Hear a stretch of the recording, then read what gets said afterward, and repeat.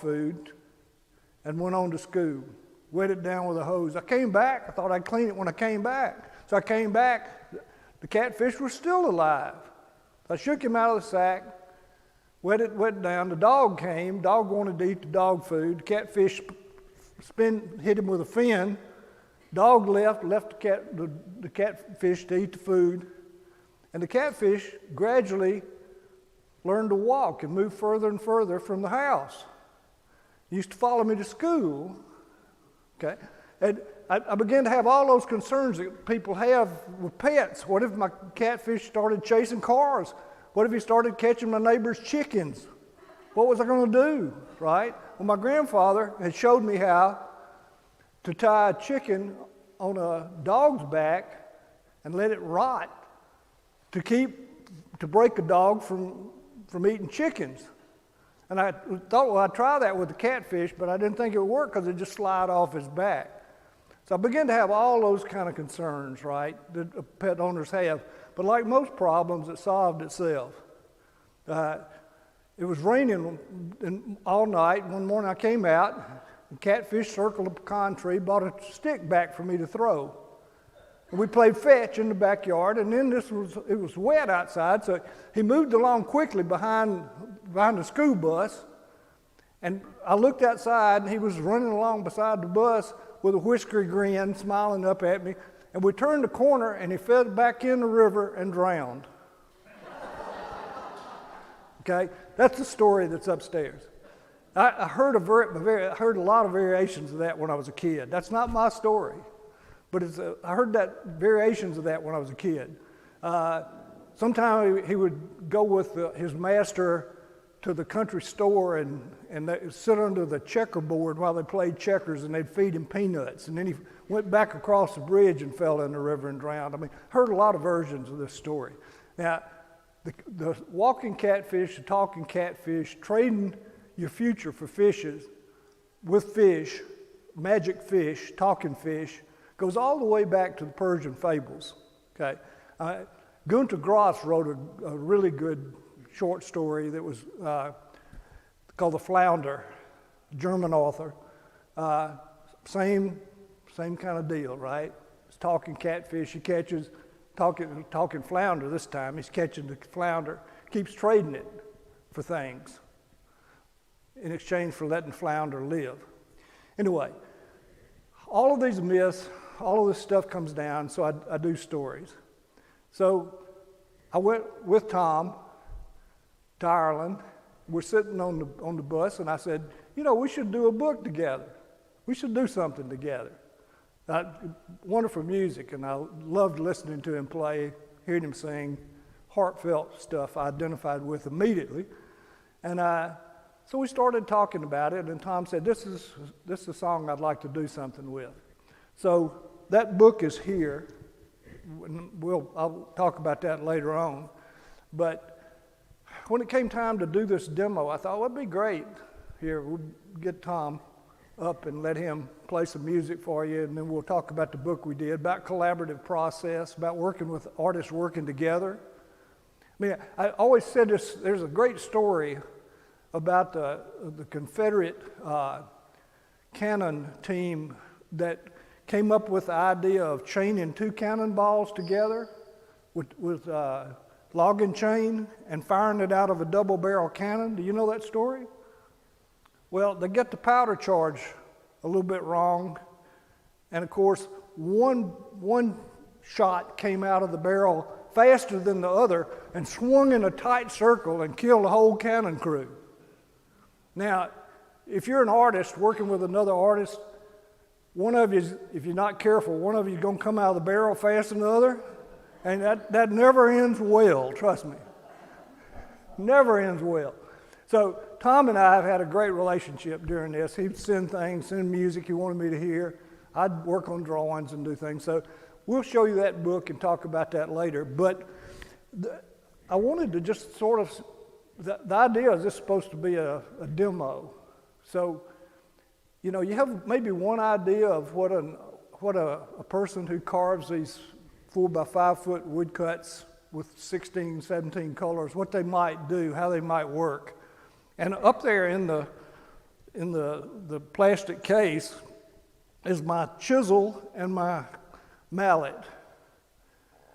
No more, okay?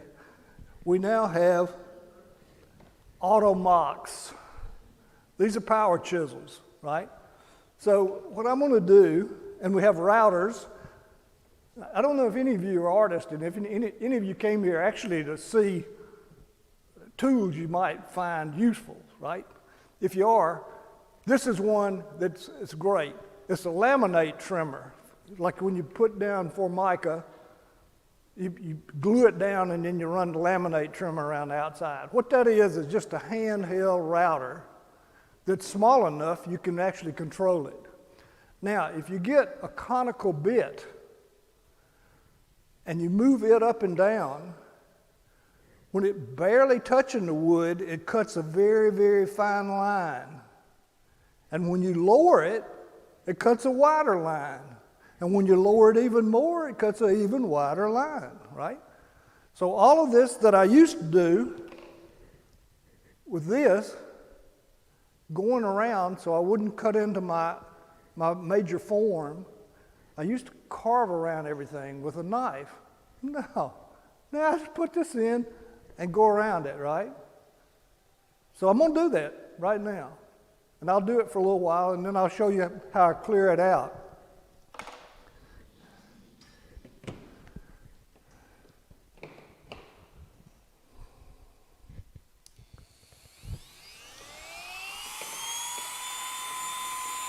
This is why Tom can't play.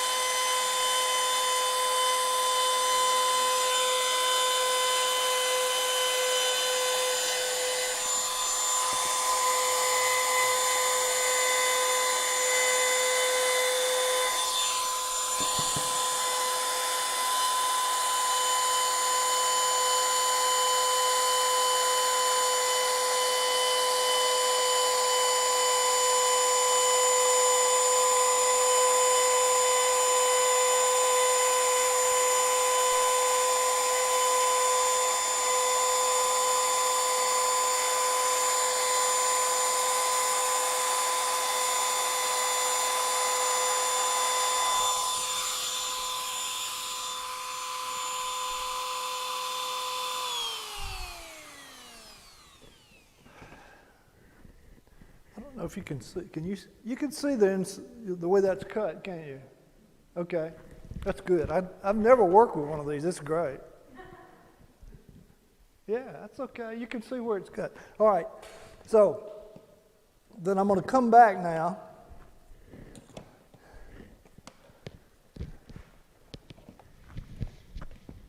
With an Automock power chisel, and I'm going to cut some lines parallel those lines with this.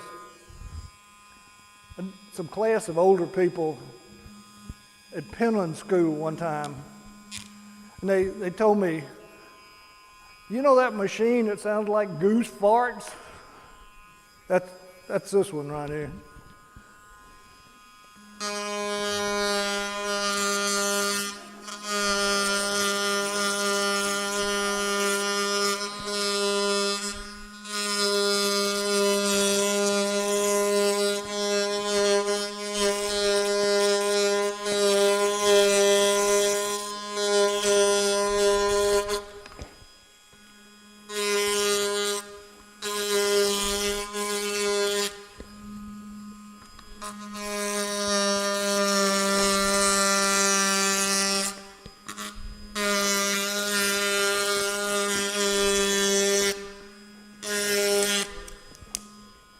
See what's happening there? How fast that is? I mean, this is not what we're talking about, right?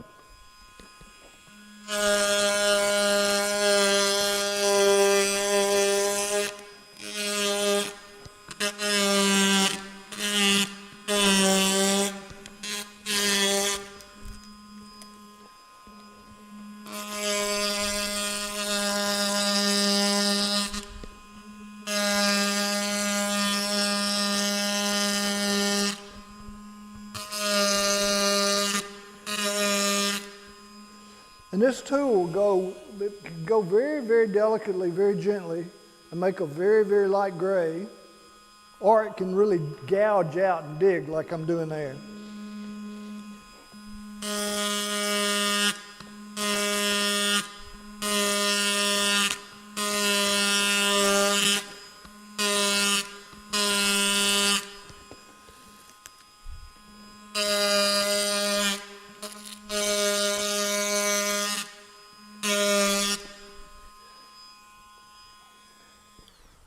Then if I want to come around and make a line,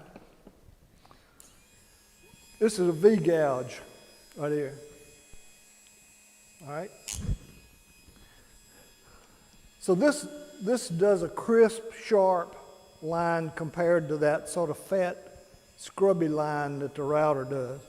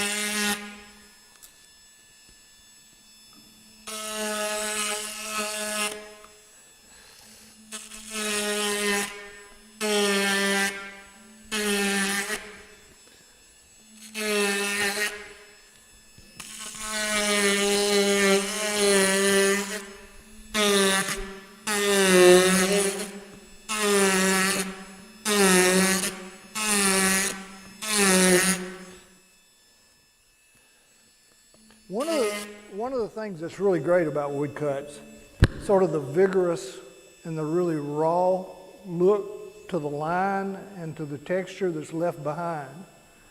And that's, I mean if you look at woodcut prints from German expressionists, all of the artists that have worked in wood, it's with woodcut, it's pretty raw, it's pretty expressive, it's pretty vigorous. If you go back to the 16th century, to Dürer, people like that did wood engraving, that's a much different thing. That's taken, rather than taking the plank side of the wood, that's taken the end grain piece of wood, where the fiber is growing up through, and it makes a very, very fine piece of cellulose. When you come in from the side, you're peeling off whole slices. When you come in from the top, you're just cutting that one skinny piece of cellulose that's packed in tight. So you can what they would do is take particularly hardwood trees like pear trees, and they would cut blocks and glue them together. And then they would sand them very smooth, and then they would carve on the top, which is why Dura's prints, which are this size, and very, very immaculate, impeccable prints, very much like etching almost, or engraving any other material, like engraving copper or something. They're very, very precise, very fine prints. A woodcut is a raw, vigorous thing. And you know, what we're really talking about, and when you go up and you look at my exhibition, what you'll see is the way I think about a woodcut, the way I think about this plate is, in the most primitive of terms, what I'm doing is making a matrix, a stamp, that I'm fixing to take a binder and I'm going to mix it with some ground up rock. Okay? That's what paint is. That's what ink is. I'm going to take some glue and I'm going to mix it with ground up rock, and I'm going to put it on this thing, roll it on there, or paint it on there or something, and then I'm going to lay a piece of paper on there and rub it, and I'm going to get an impression. And the impression will be the same over and over again. All I'm thinking about here is a layer that's going to layer up with 16 more layers in my prints. The same way that I might glaze paint over a painting surface or something. Now, I'm going to show you a couple of blocks from the prints upstairs, and it'll explain something. When you go up and you look at that, it'll explain something. I mean, that's what this is all about. It's not about me making a print. It's about you understanding what happens when you go upstairs, what you're looking at. But there's a print up there of a person putting a shrimp on a hook for fishing with a trot line, okay? Now, the first print, the first block that comes on there, and since I'm running like maybe 7 colors in one layer, I jigsaw out all the different places of color, and I put them all back together like a jigsaw, and I run them through the press. So I print maybe 7 or 8 colors at one time, okay? That way I don't have to have a plate for every color. For 16 colors, I might use 4 plates, 4 passes through the press. But I would jigsaw out the flat color of the shrimp. Then I would come back with the second layer, and I would print the line on top of the shrimp. All right? And all of these are sort of like playing 7-layer chess. You're thinking all the time, what's happening under there? What's that yellow going to be like when it gets a slight layer of green on top and a slight layer of brown on top? What's the yellow going to look like? So you're moving all these things around in your head all at once, right? And you're trying to find that balance because you got 16 colors and they're all stacking up on top of each other. And you're trying to figure out how that's going to work. So you get that, you start pulling proofs in, and you're moving layers apart, and you decide, oh, I'm going to move this one to the bottom, move that one to the top. If I move a yellow to the top, the whole thing will be slightly more yellow. If I move red to the top, the whole thing will be slightly more orange. So you're adjusting color all the way through. Every time you pull in a proof, you're adjusting color. So when you're looking at the prints up there, think about that, right? Go and look at the prints. Sometimes you have a simple one, like the one that's out in the lobby out there, where it's yellow underneath, black on top. Bam, one thing, right? Simple print. Not like I'm not dealing with any of that. I'm just dealing with the content on that one. take a router, do a line drawing, take a router, cut it out, print the yellow underneath, black on top. Get upstairs, though, it's a different thing, right? Okay, so we're talking about how all this is made. So the book itself is printed, originally it was printed with lead type,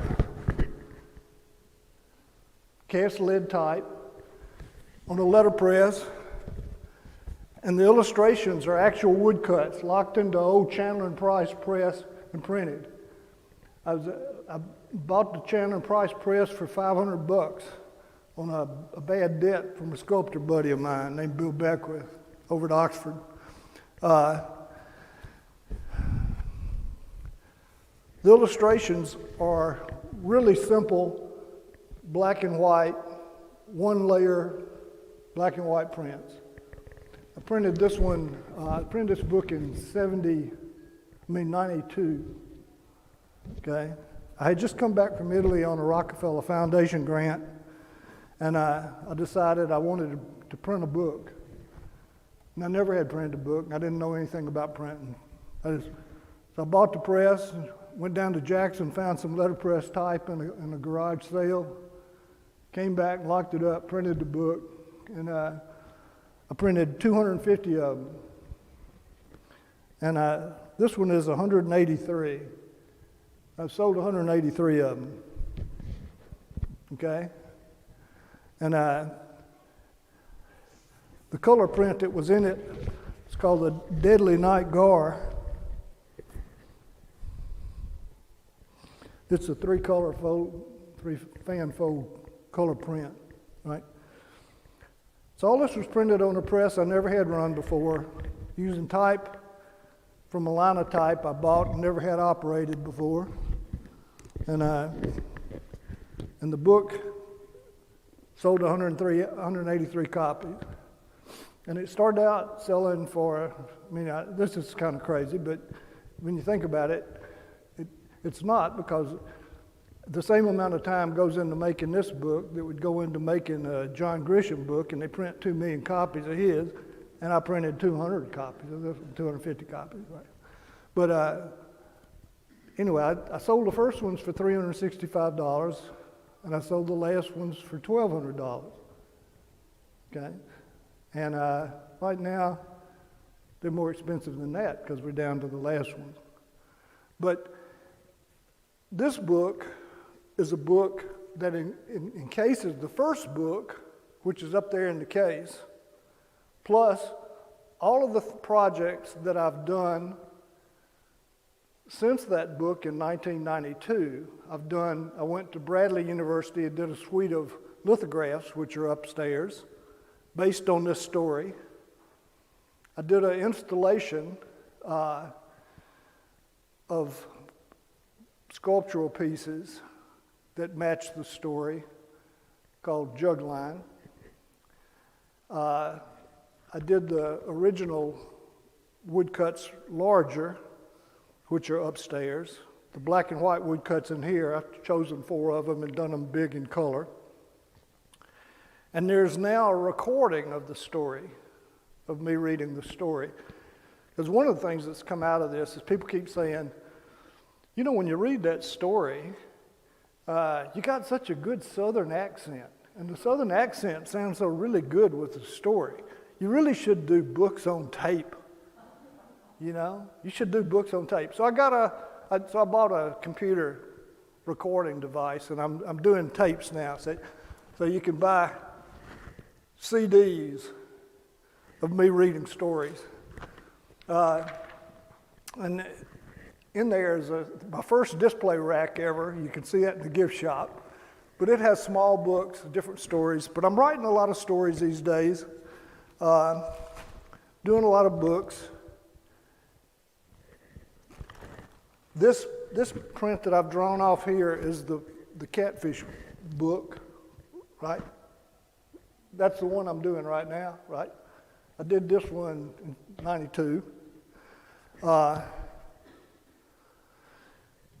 And the way I got from that to this is on the computer. I just scanned that, ran out of acetate, sticked it in the overhead projector, projected it on the block. You know? I mean, I don't do anything because it's arty. I may not even be interested in art. I'm interested in communication. All right? Communication is what I'm all about. I can read you a story, I can tell you a story, I can write you a story. I can make a sequence narrative of a story, but I'm interested in communicating. Now, people call me an artist, and I gratefully accept that. But it was never my ambition. My ambition was to be a really great football player. but that was never going to happen. Anyway, my talents are along those lines, though. Visual. My eyes are probably my strongest sense. And so it follows that drawing and painting and those kind of things would be my first primary form of expression, and then from that, probably I would move to stories about that. It's almost time to play, but I'm going to just speak briefly a little more, and then he can play, and then I'll cut some more and make some loud noises, and we'll roll up this thing with ink and see what you can see what the marks look like. But I would say this, about stories and about narrative and about the whole way of expression is, I think that the first things that come in my mind are images, and then the words follow. I don't have a story and then illustrate it. I have an image, and then from that a story evolves. That may be different than some writers. I don't know. I am interested in how these things fit together. And I'm interested in fitting them together because in the process of fitting them together, quite a lot of changes occur. And I would say this to any artist that's working: if you start out with a really clear idea in your head and you finish having executed that idea, you have plagiarized somebody. Okay? You don't know where that idea came from, but if it's that clear in your head and it doesn't change along the way, it's you copying somebody else's idea or making your version of somebody else's idea. Now, if you start out with a pretty good idea in your head and you make a bunch of mistakes and you have to correct those mistakes and you have to use your skills that are different than the skills you thought you were going to need to make this image, it makes the image change. It makes it more like you. And that process of trial and error and overcoming diversity and struggling with an image and struggling with stuff, every time you make another one of those decisions, you move further away from plagiarization. The image becomes more about you and what kind of marks your hands make. I mean, I'd love to draw like Raphael, okay? I mean, Raphael could really draw. I'd love to draw like Raphael. You think that hand right there will ever draw like Raphael? Oh, no. You think an arm that big with an arc that big will ever draw like Raphael? No. Will anybody else that has a crooked finger like that won't go down? Will anybody else carve like me? No. Will anybody else make an arc like that? No. It's getting more and more inhibited. So I get that joint right there, it just hardly goes. But anyway, there won't be anybody else doing what I do. I mean, there may be plagiarists, but it won't be the same. It'll have that secondhand look to it, So, anyway. Tom.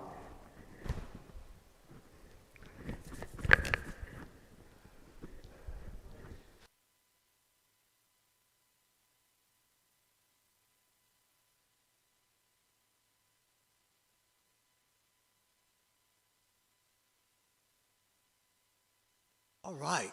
Well, I just want to say, first of all, that it's wonderful to be here.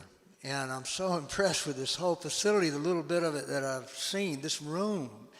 And I really appreciate Key inviting me to join him for this. Key has been a big inspiration. He has showed me that I can do things I didn't know I could do. And it's opened me to the idea of trying things that I hadn't thought about trying. I was in Nashville for a long time. I've been in Mississippi for 8 years, and this coming week I'm about to move just over the line into Tennessee to Memphis. But when I left Nashville 8 years ago, I was at a point where I wasn't really sure what my purpose was anymore. And Mississippi has been a healing time for me to rediscover a sense of self. One of my favorite poets and teachers is the late Irishman John O'Donohue. And one of my favorite quotes of his is, "Everywhere the soul seeks expression." And that's what I think Key is from my perspective, is about. And what he was saying about communication really speaks to me because I realize that's where I'm coming from too. So I thought I can talk. I love to talk, and I love his stories, and I've got stories. But I thought I'd play you some of the songs from our collaborative effort. And I thought I'd just start with the title song from the book. When Key asked me about doing a book where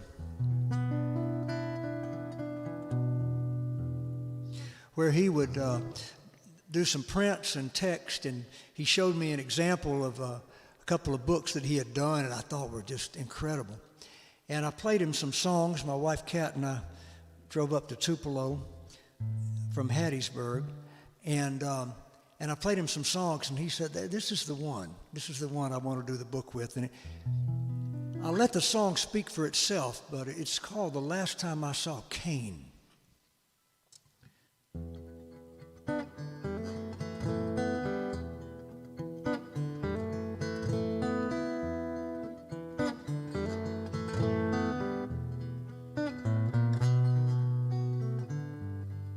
Well, the last time I saw Cain, he was passed out in the bar like a baby in a cradle.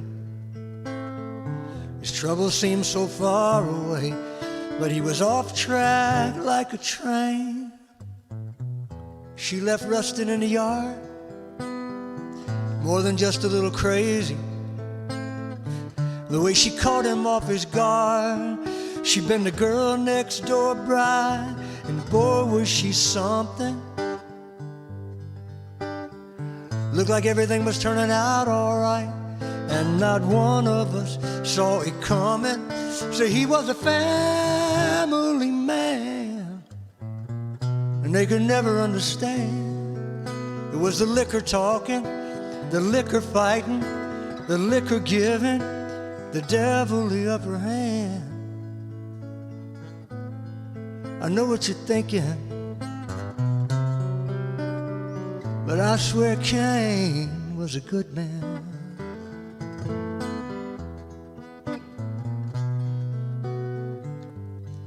You see, I knew the young man well. He was a kid down the block, had a heart like a piece of candy, but he was solid as a rock. See, I know you heard the story, but you never heard it right. It was his brother took his woman, and Cain, he saw him out one night. See, he was a family man, and they could never understand. It was the liquor talking, the liquor fighting, the liquor giving the devil the upper hand. They put his name in the dirt, but I swear Cain was a good man. So he lived with his sin like anyone. He was a man and a kid like everyone. And when he hurt like he did, he kept it way under his skin. And it could have been me, it could have been you. And every day we're alive is the flesh and blood proof we're dying for some kind of black and white truth to defend. But the truth ain't that easy. And I swear Cain was a good man. You see, Abel had a razor, Cain, he had a knife. And when the blood stopped flowing, baby, neither brother had a life. 'Cause what kind of life can you live when there's blood on your hands? No one's telling that story, but I swear Cain was a good man.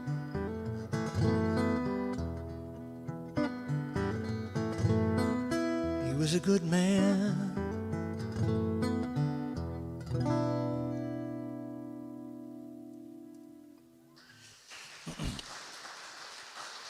Thank you.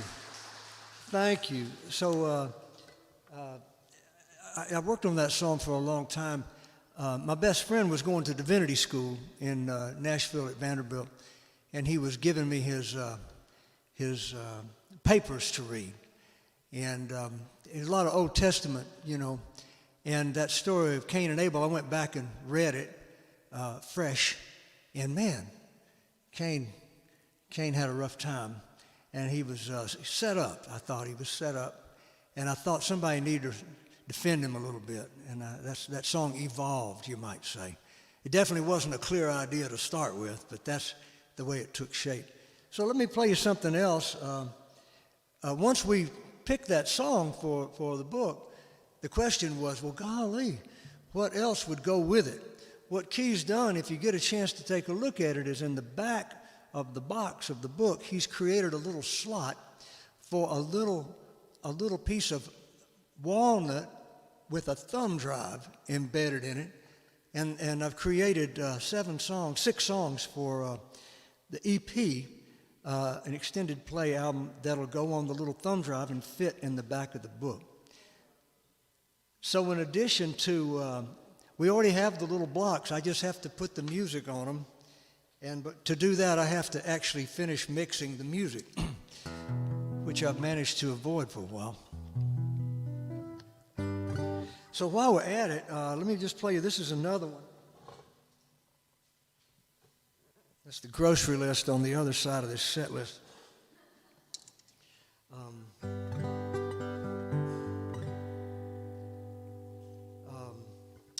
Well, this is a song I've never performed before, so it's appropriate that it's here. And it was the last song I recorded for the EP.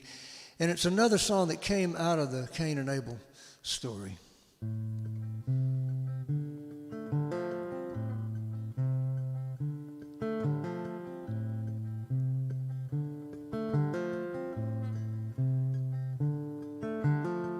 Road runs to the left by the river. Road runs to the right through the field. One says so long forever.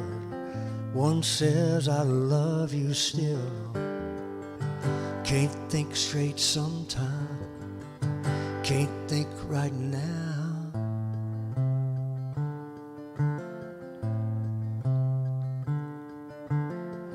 Looking back on a world of trouble. What else could I do? With the missing piece of the puzzle, there used to be me and you. I'm looking for an answer, maybe ought to stop now. Some world, some dream. Am I ever gonna wake up? And what would that mean? Well, there lies the riddle. Trouble if you do. Trouble if you don't. Damned if you will, damned if you won't. See, I could never say it ain't true in the heat of the night. I don't wanna do wrong, but I can't do right.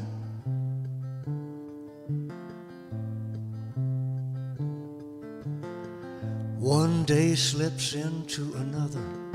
One lie slips into two. Pretty soon you're looking at your brother. Brother looks back at you. And what's it gonna be now? It's come to light. Too soon, too late. To look away too long. And who's sealed, whose fate? Well, there lies the riddle. Trouble if you do, trouble if you don't. Damned if you will, damned if you won't. See, I could never say it ain't true in the heat of the night. I don't wanna do wrong, but I can't do right.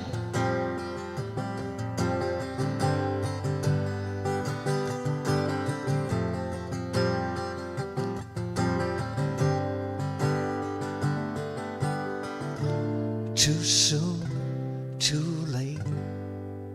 To look away too long. And who sealed his fate? Well, there lies the riddle. Trouble if you do, trouble if you don't. Damned if you will, damned if you won't. See, I could never say it ain't true in the heat of the night. I don't wanna do wrong, but I can't do right.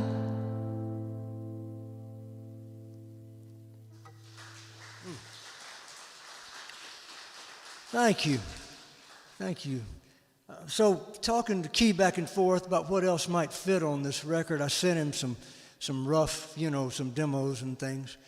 And this is another one that he liked for it. It can't be all dark, It's not the way the world is.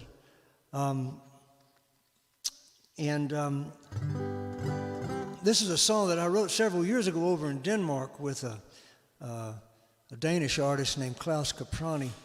For a few years there, I was playing and teaching a good bit over in Denmark and Sweden. When I was in Nashville, when I was a younger man, a younger artist, I thought there were certain doors that just had to open, and if they didn't open, something was bad wrong. It took me a while to figure out that maybe if a door I thought was supposed to open didn't open, there might be another door open next door or down the hall. Maybe I might just look. And that's taken me to lots of places to teach and explore and perform and write. And Denmark's one of those places. I wrote this from an idea I think I had when I was about 15 years old. I was in Sunday school class in Camden, Alabama, and my teacher said that everybody who didn't believe like we did was going to hell. And I said, but Miss Dale, what about our Jewish friends who believe in God, but they don't believe Jesus is the Messiah? And she said, well, Tommy, I'm sorry, they're going to hell, And I said, well, what about those Buddhists in China who never even heard of Jesus? And she said, now, Tommy, they could have heard about Jesus if they wanted to. And I think it took me about 40-odd years, maybe 50, for that idea to percolate and become this song. And it's called No One Gets to Heaven If Anybody Else Is Left Behind.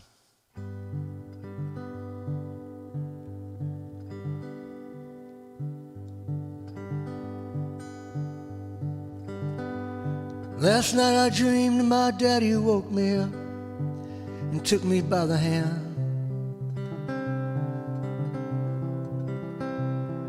And walked me down the hill and through the woods to where a little chapel stands. And everyone we knew was there, and they all seemed so happy we came by. The deacon shook our hands and then he led us to a seat beside the aisle. The preacher started talking and everybody leaned in close.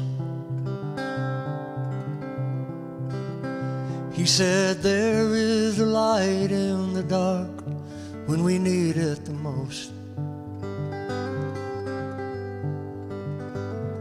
And there is a way through this world if we keep this in mind. No one gets to heaven if anybody else is left behind. No one gets to heaven if anyone is lost along the way. And it's so easy to doubt it, so now let us join hands and pray.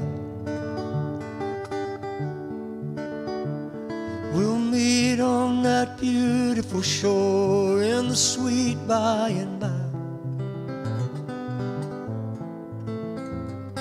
And no one gets to heaven if anybody else is left behind.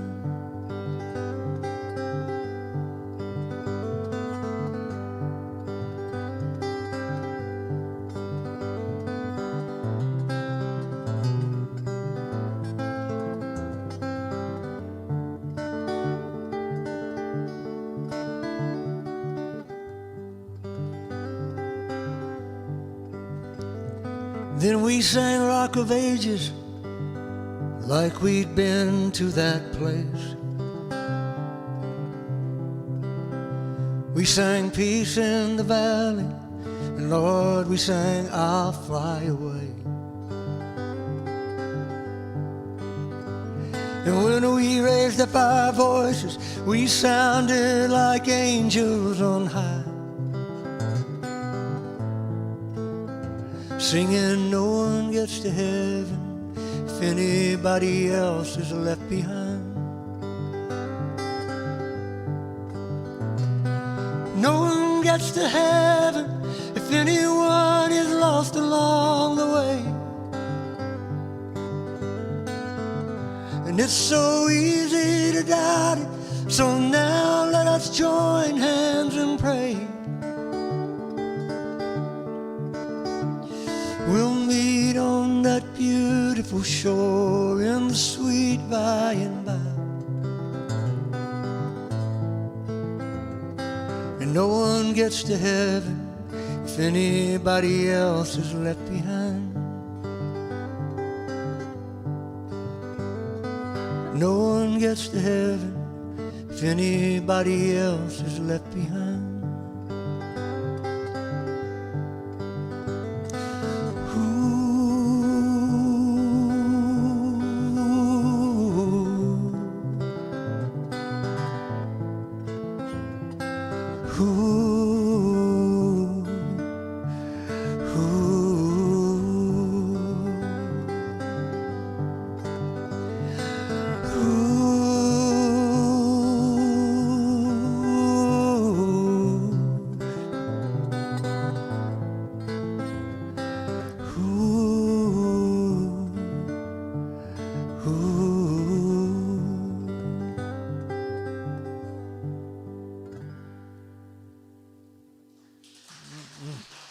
Thank you. Thank you very much. Key, what do you think? Maybe do one more and then throw it back to you? Okay. I'll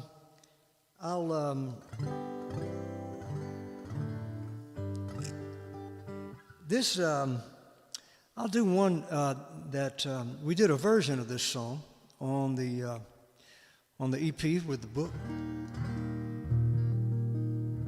It's more of a band version, but I'll play you this.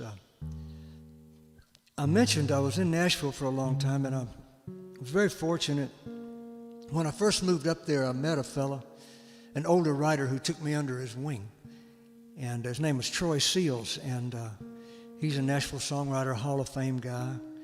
At that time, this was in 1977, Troy had already written songs for Elvis and Ray Charles and Loretta Lynn and Eric Clapton and all kinds of people.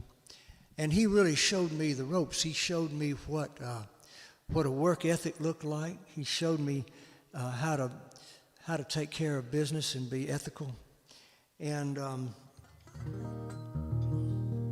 And so I was, after a period of time of being up there in what you call paying your dues, I worked at a few different jobs, including drove a taxi cab, and I went door to door for the Gallup poll. I was a caretaker for a piece of property the Girl Scouts owned. I learned how to clean out a Girl Scout swimming pool and put up barbed wire fence when the creek washed it out. I started getting some songs that I had written being recorded by other artists, and this is a song that's dear to my heart. About 10 years after I wrote it, Randy Travis recorded it on one of his gospel albums, and then he performed it on a special episode of the TV show Touched by an Angel that was recorded based on the song. And it's those kinds of things that have enabled me to stay with it. It's not so easy to make a living and try to stay close to your heart and your art that way. And I've been really fortunate in that way. And this is one of those songs that I've been grateful that somebody has cared enough to record. I will not drown in shallow water, not with your love within my reach. I did not come this far to falter, and will not rest until I'm free. You are the sun, you are the flower, you are the wind across the sea, and I will kneel here at your altar and pray you take my soul to keep. Oh, precious one, you are the mountain, you are the earth beneath my feet, and you we're one now and forever. In you I find the love in me, and through your love my eyes are opened. Through your love I'll learn to see, and in your name my bread is broken. By your grace I'll live in peace. I will not drown in shallow water, not with your love within my reach. I did not come this far to falter, and will not rest until I'm free.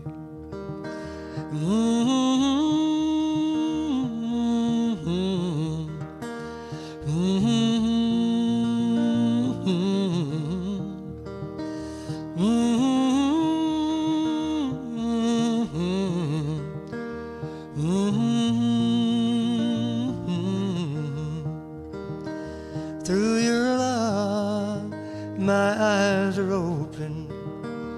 Through your love I'll learn to see, and in your name my bread is broken. By your grace I'll live in peace. I will not drown in shallow water, not with your love within my reach. I did not come this far to falter, and will not rest until I'm free. I will not rest until I'm free. I will not rest until I'm free.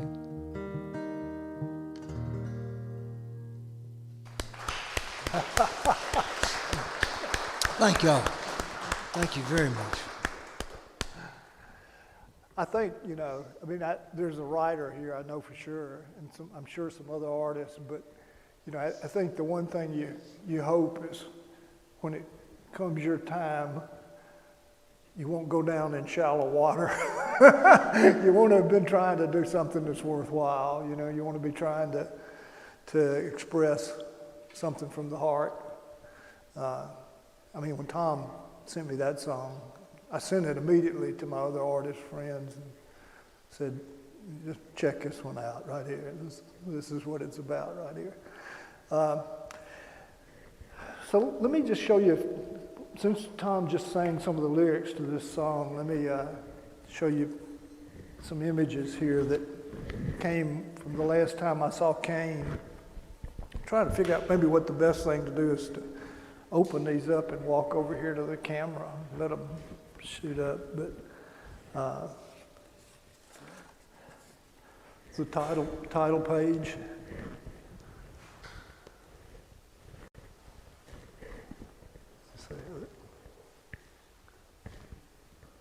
All right. The last time I saw Cain, he was passed out in a bar like a baby in a cradle. His trouble seemed so far away.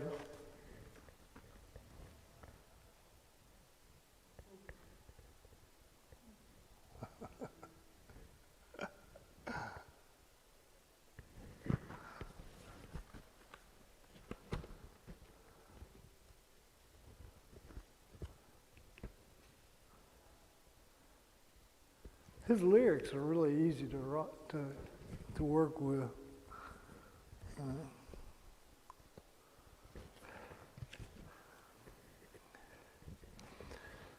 But he was off track like a train she left rusting in the yard. More than just a little crazy, the way she caught him off his guard.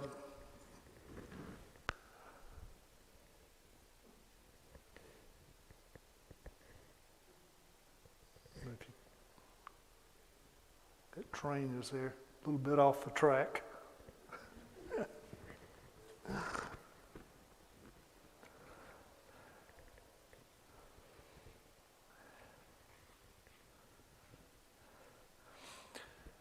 You see, I knew the young man well, had a heart like a piece of candy.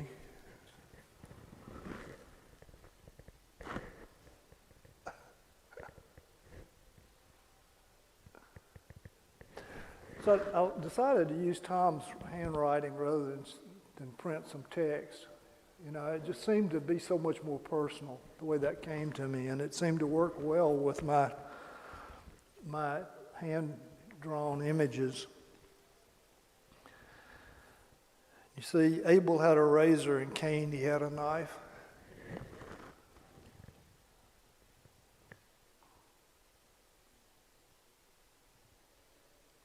Some of these are etchings that have been scanned and imprinted in the book. He was a good man. Let's see if I can get that.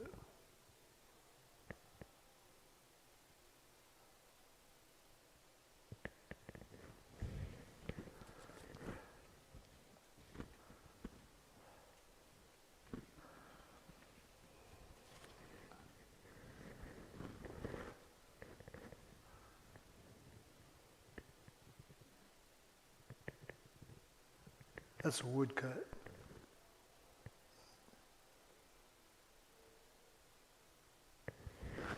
Anyway, that's the book. You can look at it here. It's right here.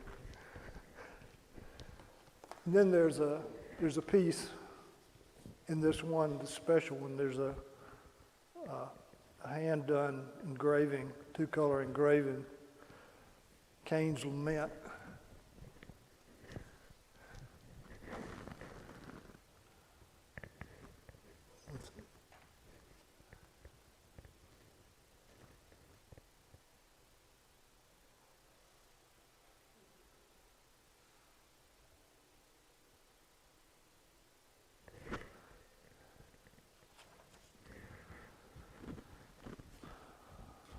Any questions so far about anything that I've said, or any questions you want to address to Tom before I carve some more and make some more noise?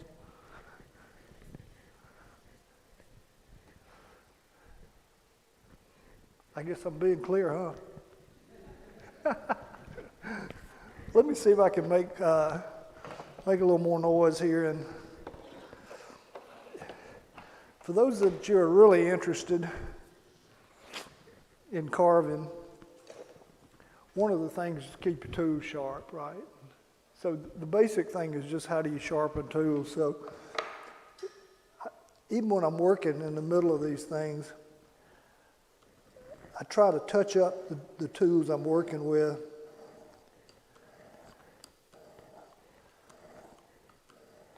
On a whetstone.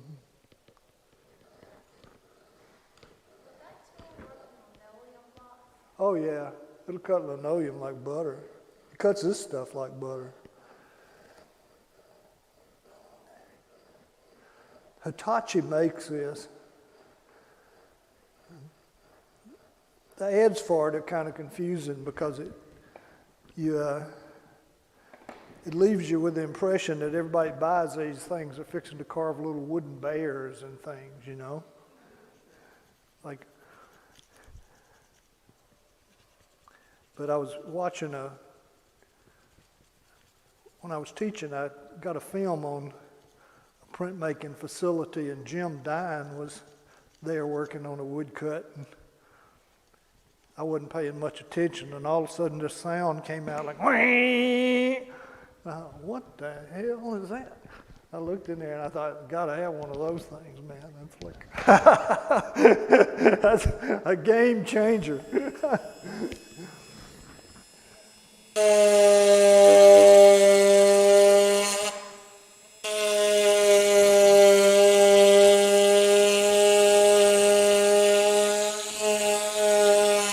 For about 10 minutes, I'm going to get in here and try to cut some detail right around this catfish head. And if you got questions, just interrupt me. But I'm going to try to focus in and do this so we can roll up something and you can see what some of these tools look like when the ink goes on. But I can tell I'm not going to get through with this whole thing today by any stretch.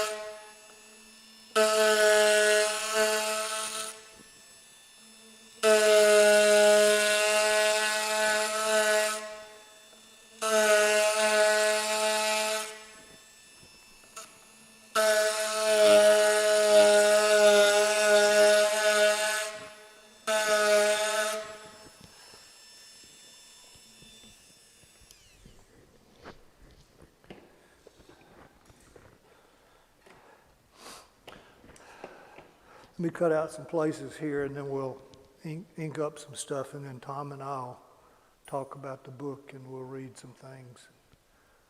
There's only so much of this stuff you can watch without going crazy. It's repetitive. It's not to me, because I'm looking at these little tiny details. But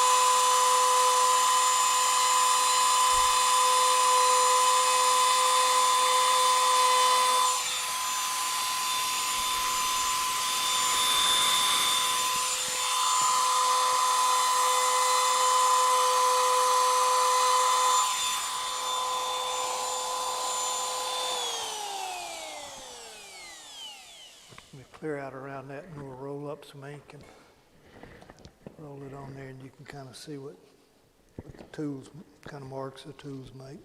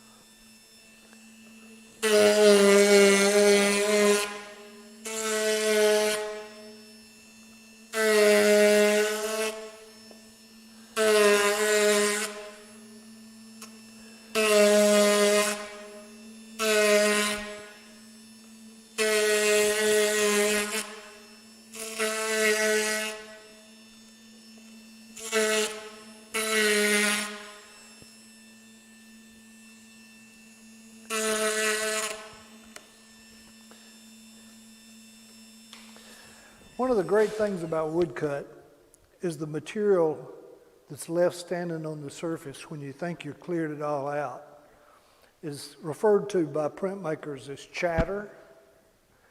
And the chatter is something that keeps your block from looking really dead and like a very boring brush drawing or pen and ink drawing. The chatter is like a vibrant sort of surface that surrounds your image. And you'll see when I roll this up, there'll probably be too much chatter there, but it's better to have too much chatter and remove some than it is to cut it all away and go, oh God, that looks like a bad Xerox copy of something. It doesn't have any of that vitality from the chisel. And so we just roll up this little section here, this head, and then we've got time to chat some more, talk about things, look at some books.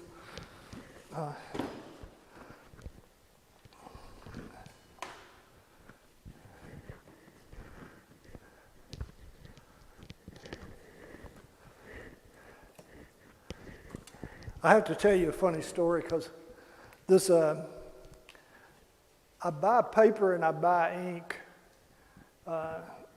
that's acid-free and archival so that when I work on something, it'll last, right? You know, you don't want pulp paper that's going to turn yellow in a couple of years or something.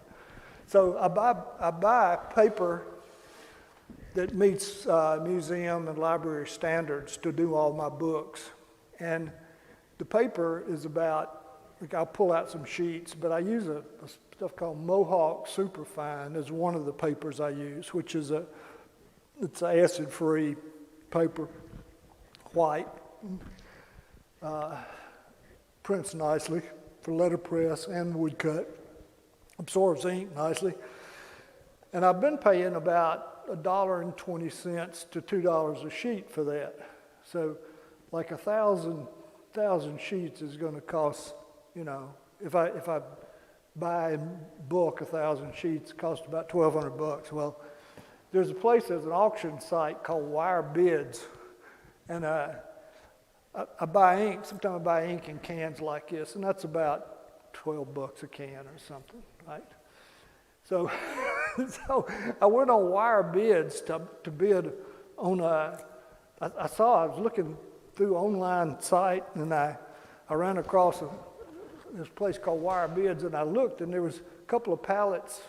I mean, there was a couple of pallets sitting on the floor, and there was a crate of 1,000 comes up, you know, loaded boxes of paper. It's unbelievable. I just roll it up in rolls and bring it with me wherever I go.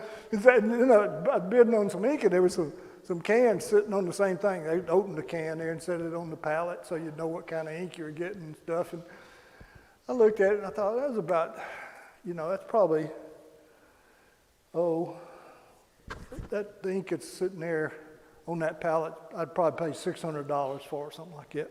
Thought, well, I can't go wrong if I bid $600 on it. So I figured it was probably like maybe, you know, 40 pounds of ink or 50 pounds of ink or something like that, $10 or $12 a pound. So I bid $600 on it, and it was 2 tons of ink. 2 tons. I mean, it came in buckets, like, you know, unbelievable. So I have all this stuff now. I just print like it's, you know, there's no tomorrow.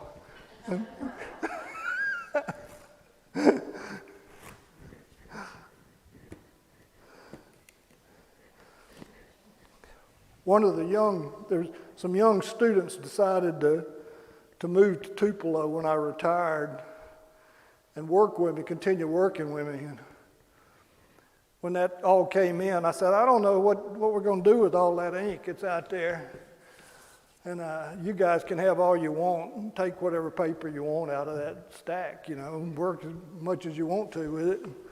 They said, when you die, we're going to build a pyramid with it out there and put you in it.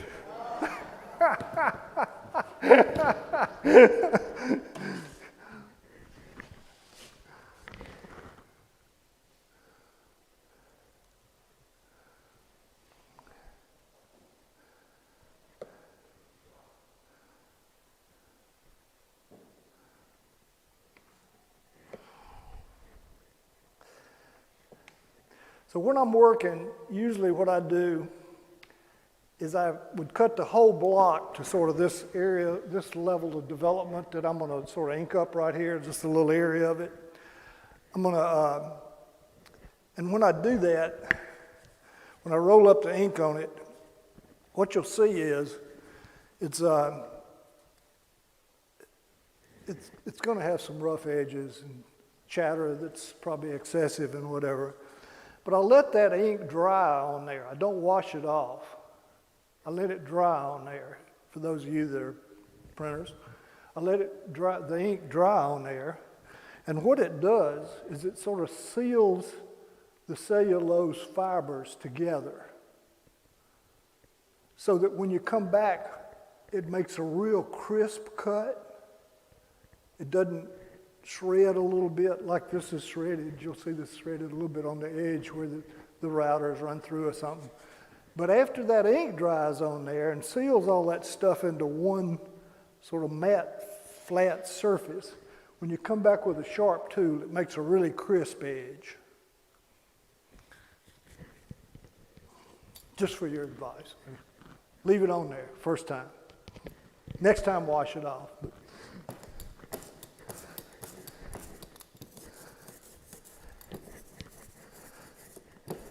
The thing I really like about, I have all these big presses and things that I print with, but the thing I really like about woodcut is you can really just take a knife and a block of board and carve in it. And then you can roll ink on the surface. You can buy a little roller for $12 at the shop. And you can print this with a spoon. You can print it with anything. Just lay the paper down on the wet ink, rub it on the back side, and you got a print. You don't need a print shop. You can work on your dining room table, or on your good furniture, over your expensive rug, your Oriental rug.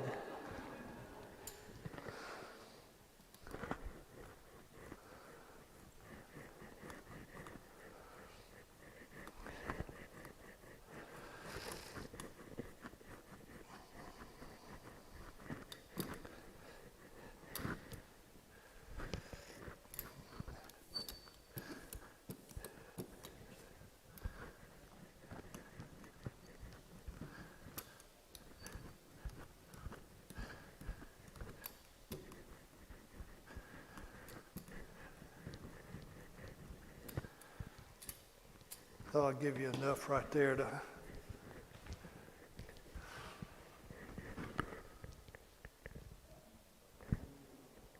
see what's going on there.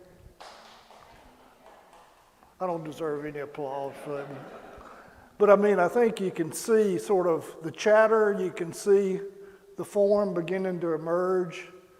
Look how fast that was, really. I spent almost, between Tom and me talking all the time, and Tom playing good music, I didn't spend a lot of time carving, but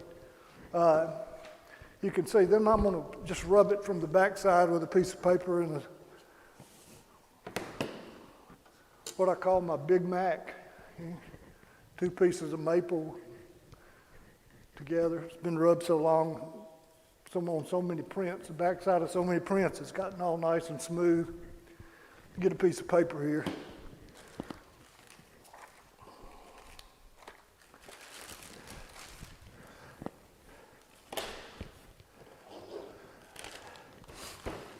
I was showing these books up at Bradley University to a bunch of collectors, and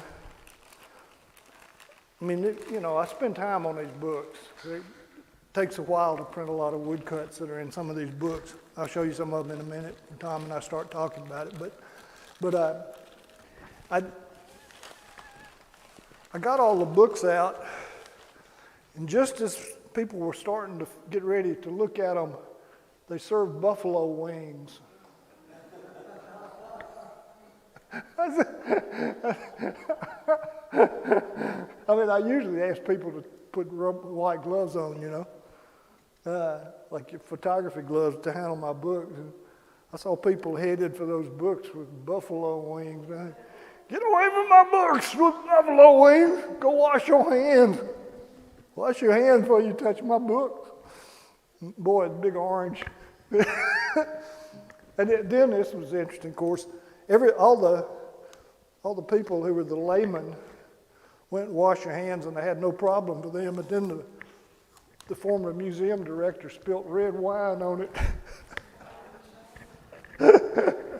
He was so comfortable with them,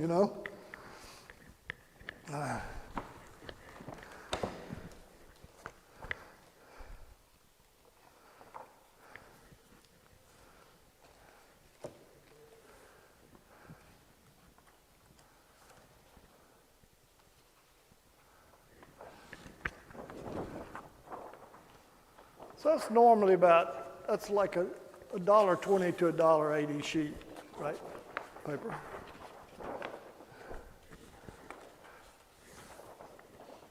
For me, it's 3 cents.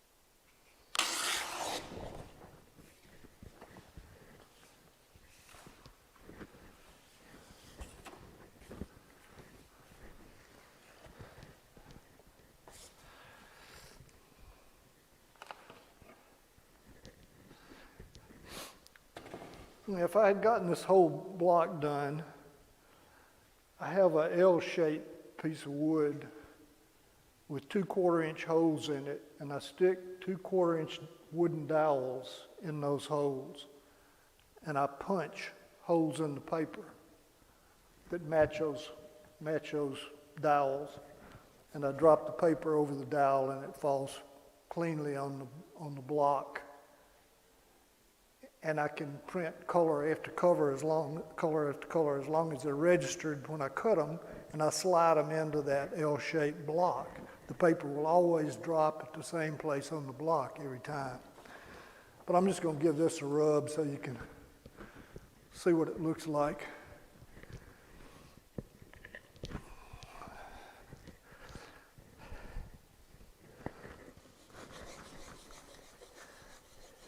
If you use a paper like a Japanese rice paper, or some really nice translucent sort of paper, you can really see from the backside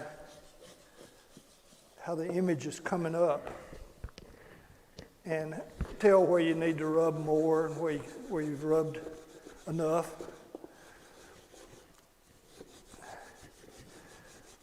And I'm usually printing with cylinder presses or platen presses, and it can't move once I lock it into registration.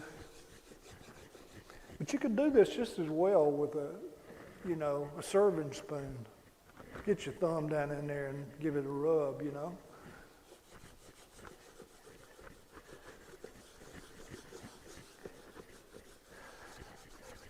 We're sort of the products, all of us, of what's called now Fordism, which is everybody accepts the pricing and the accessibility that's the product of Henry Ford's idea of mass production. So we're now actually, it's true, we're moving into a post-Fordism period, which means that productivity is going to be carried out by robots, and we're going to be in charge of the directive aspects of this more and more and more, and less in the production of things. And things that are made by hand are going to become even more rare. But if you're an artist, you deal with this problem all the time, because people look at what you do, whether they're books or prints or whatever, and they're thinking about mass production. Like when you look at a book of mine, you're thinking about a John Grisham book that thick being sold for $35. You're not thinking about a guy rubbing blocks in his studio and making, in my case, like Tom's book, 25 books, right? I mean, you're just not thinking in those terms. You're thinking in terms of millions of books coming out, right? So it's a mindset that I think collectors and artists sort of constantly are struggling with. And particularly the general public. Somebody asked me if I was going to the book fair, and you can just kind of see lightly the image, right?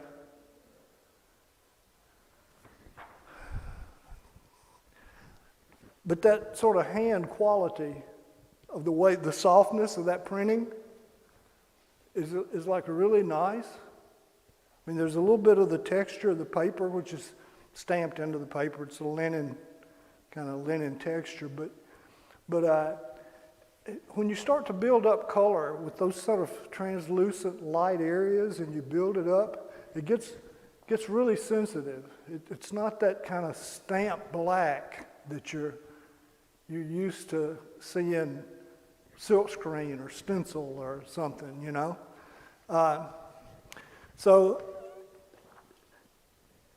And the Japanese, of course, masters of this. Japanese multicolor woodcut printing, when they're taking a brush and rather than rolling ink like this, they're taking a brush and they're using like water-based inks, and they're painting washes with gradations across the block.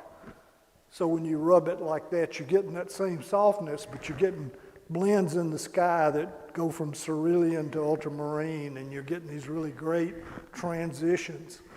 And of course, you can do all that by hand. I mean, that's the thing you can do by hand. It's very hard to do without producing pixels and little dots and mixing four-color process.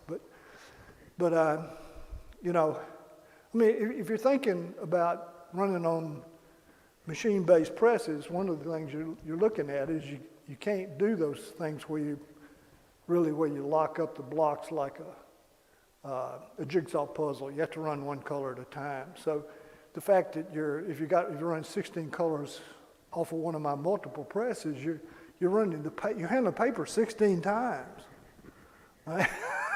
Which drives printers crazy. Commercial printers. And so, like when I talk to them about wanting to do a trade edition book, and I go, hey man, I'd like to run 7 colors, And they go, well, we can do that with bin-day process. And I go, I don't want those dots.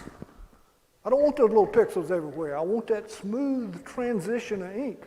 And they go, well, what you're saying then is we have to handle that paper through the press 7 times. We can't do that. I mean, you can't do it or you won't do it, right? Won't do it. That's what they're saying, right? So essentially what's happened is I've bought the presses to print like they print, only I print like they won't print.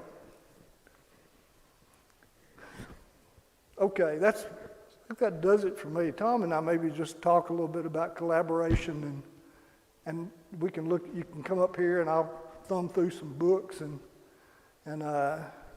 wash my hands.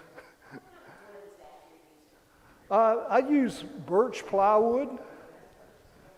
I tell you, and I use the 3/4 inch plywood because, Tom, you want to play some more, or are you going to want to just chat? I use birch plywood because it doesn't warp like regular planks, you know.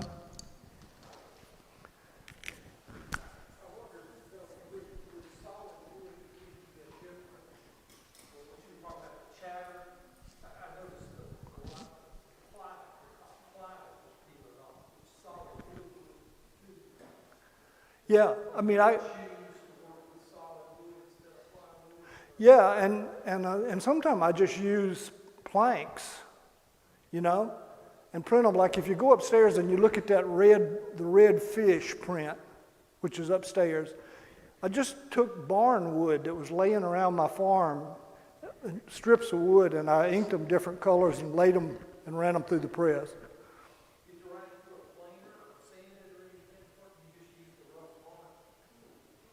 Yeah, yeah. So let me wash my hands off, and you guys want to come up and look through books, and maybe Tom would want to. You know, if you're interested in this book with his music in it, you should tell him. He's got 12 copies. I've just made him right there. You can tell him when he gets the music done to send you a notice. Oh yeah, if somebody is interested in buying a book, they'll get the music when it's done. I'll just say I've learned a lot just talking to Key, and if you ever get a chance, if you can talk him into it, I'm volunteering you now. His workspace in Tupelo is incredible. The tools, the presses. The various devices he's accumulated. I've never seen anything like it. It should be a museum of itself. And I've known a couple of printmakers. I self-published a book of poems a few years ago, and the cover is a print that was done by a friend in Nashville named Marilyn Murphy. She's an art professor at Vanderbilt. She was a long time head of the chair of the department. But so I learned a little bit watching her. And I have another friend who's the chair of the art department at a liberal arts college in Nebraska called Hastings College. I believe I showed you a print of his name's Turner McGee, who is originally from Talladega, Alabama. In fact, when we met in Nebraska, we determined that we had actually dated the same person in college not at the same time. So it's really a small world, but he's a wonderful printmaker as well. But I've just marveled at this whole process, and it just blew me away that Keeve said, "Hey, I've done this book with a jazz artist. I'm wondering if we could find one of your songs." And it's been a joy doing this whole thing, and this is the first event that we've shared, and I hope there'll be more opportunities. Yeah, I've got a show of just the books and the prints related to the books at Brooks Museum that opens in January, and Tom and Kat now moving to Memphis, so that's handy. But the Brooks Museum is going to do a show back to back of two different runs of books, two different inventories of books from my press, and with related prints. And so I'm looking forward to that in January. So if you leave me a card or leave me a note or write your name on the catfish print there or something, I'll send you an invitation when the invitations come out. Books at Brooks, I couldn't pass up. Typography, if you're a typographer, set in the type for a show called Books at Brooks is your dream. I didn't tell you this, but our apartment, that we've rented an apartment in an old house in Midtown, and it's just a short block to the Brooks. You can walk over. Oh, it's a stone's throw. That's great. Short walk over That's to great. the park there. Yeah, well, that's going to be a fun time, I hope. I hope we're back from all this COVID stuff, and, people will be back to having big openings and interesting things going on. But let me show you some other books Oh, let's come up and gather around and let's look at this book of Tom's real fast and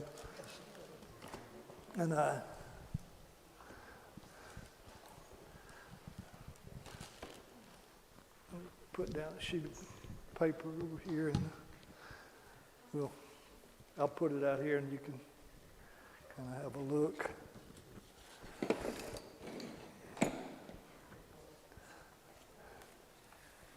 you have an ink preference? Have an ink preference? Well, I use oil-based ink, you know. A certain brand that you like? Well, no, I use offset inks because the offset inks, as opposed to relief inks, offset inks the pigments are more finely ground. Okay. And if you use something like transparent bases to thin them out, they make inks that are regular inks, but they don't have any pigment in them, and they're bases. You can thin them out, and as they get really thin, the fact that the pigment is ground so finely, makes it bleed and distribute really evenly. Whereas the coarser inks, a little spotty. So offset inks, and I use whoever will sell me 2 tons of ink for $600. You won't buy less than 2 tons. So, Is this the chatter? yeah, that's what I'm talking about. That's where the peel off, and it leaves that. You can see where it is on that peeled off kind of area. Now the wood has a distinct pattern too. Yeah, and part of this is the actual paper. Oh, the paper. Okay. Sure, that makes sense. Paper is called Mohawk? Mohawk, yeah, that's Mohawk Via, V-I-A. This is a little engraving, and I've found out some interesting things about engraving, but there's a material that they make military name tags out of. It's a plastic that's black on the top and white inside, and white on the top and black inside, and when you cut that top layer off, it reveals what's underneath, right? So I found out if I'm going to print intaglio, which is I'm going to put ink down in the grooves and wipe the surface off and then print it, and the ink is going to stay in the grooves, then I use the one that's white on top and black in the middle, because when I make the cut, it's a black line like it will be. If I'm going to roll it up like a wood block, then I reverse that with the black on top and the white inside, and when I carve it, the line that's left on top is black. So you're not having to see in a negative. Right. So, Imagine it. right. So these are done with just regular engraving tools on that plastic material, and then printed with standard, etching presses and litho presses and stuff. And that's the first. Now, Yeah, that's one of 20. do you have a problem with a fall off in quality? You may not. No, I don't print any more than if there's a fall off in quality. And it's interesting because there has been a lot of interest in collectors. Often ask me, you can look through that if your hands are clean, but if you hadn't been handling my blood plate, yeah. But people are asking me, like, what number of an edition should I get? And I go, well, during the period of time between when I print them and stack them in the drying rack, I forget what order they were, and I just start at the top one, and it's number 1, and the bottom one is number 20, right? Number one, we Yeah, right. So that's Tom's scratching. Yeah, it's Tom's text, and these are woodcuts and engravings that are scanned, like an engraving that's scanned and then printed digitally. That book is produced entirely digitally from pieces that are made by hand.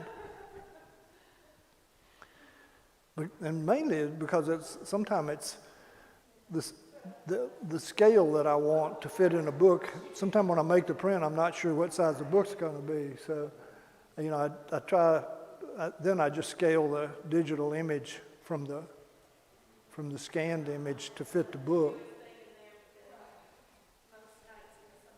Do you ever offer workshops at your Tupelo studio? No, I don't. No, I don't get. I'm too old.